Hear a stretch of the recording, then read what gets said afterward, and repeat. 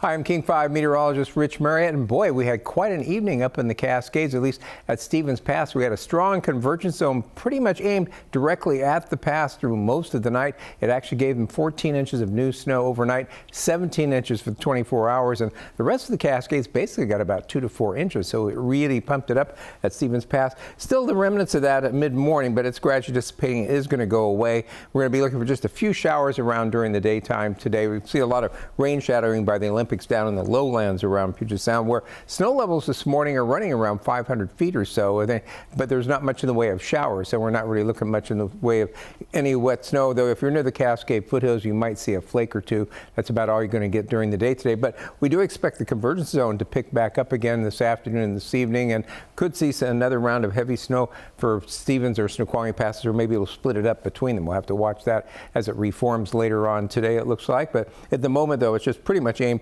at the Alpine Lakes wilderness and gradually getting skinnier and skinnier. It's going to take a little bit of a break. Checking our tower cams this morning, we've been seeing a little bit of clearing, and we should see some sunshine sneaking between the clouds during the day today. Not a whole lot right there in Port Andrews, but some blue peeking out there above Possession Sound. And there at the Columbia Tower, threatening cloud over us, but you can see a little brighter in spots, so we will see those sun breaks around during the day today. Really only a couple of showers overall. There in Tacoma, looking pretty nice. It looks like things drying out at this point. And out along the coast, we've actually, last time I looked at this a short time ago, it was nice and sunny, so they're kind of in and out of the sunshine as well. Satellite image shows something we really haven't had much of this year, as we have a strong westerly flow coming up. So you can see this coming out over the Aleutians out of the Bering Sea, this air mass, and headed straight for us. This real strong west to west-north flow being lifted over the Cascades. It's squeezing out a lot of moisture, especially as we head towards later tomorrow, because this system down here is going to develop, come up, bring more moisture in here, and we'll see the snow increase in the mountains generally as we head towards later tomorrow. During the day tomorrow, we're still going to see those low snow levels down around 500 feet, but still not much in the way of showers. As the rain starts to increase later tomorrow, we'll see those snow levels pop up to about 2,000 to 3,000 feet. Though initially, as that gets underway tomorrow, you might see some wet snow, maybe briefly accumulating in a few spots before it warms up and melts it right back off again. But we will see it falling as snow pretty much at all the passes and all the ski areas as we head towards later Tuesday. And a series of those are going to move through and keep us in a heavy snow pattern for the Cascades, it looks like, for probably the remainder of the work week once that gets underway. Because of that, later tomorrow and on into Wednesday, first alert weather days for the heavy mountain snows are going to be going on, and we may extend that through Thursday and Friday once we get a little bit closer to it, see the better models, and we'll be looking for feet of snow to fall at the areas, it looks like, over the course of the week. So really building up a snowpack, which is good news, and it does look like we're going to see things let up a little bit as we head into the weekend.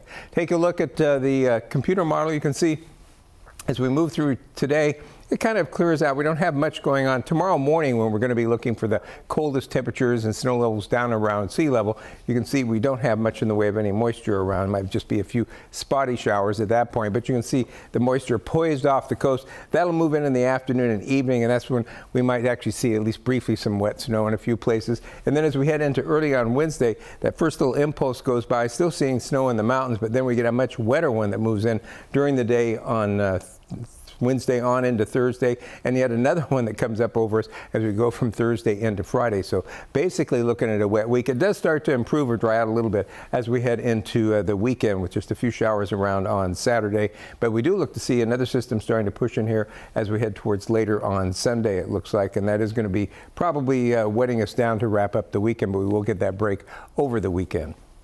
Checking our forecast then, overall, we're going to be looking for the rain or snow showers around today. Those are pretty much limited to right up near the Cascade foothills. And then as we head towards later day, we'll get that convergence zone forming. And with the convergence zone, we'll probably see a pretty good snowfall at one of the passes overnight tonight, most likely. We'll keep track of that for sure.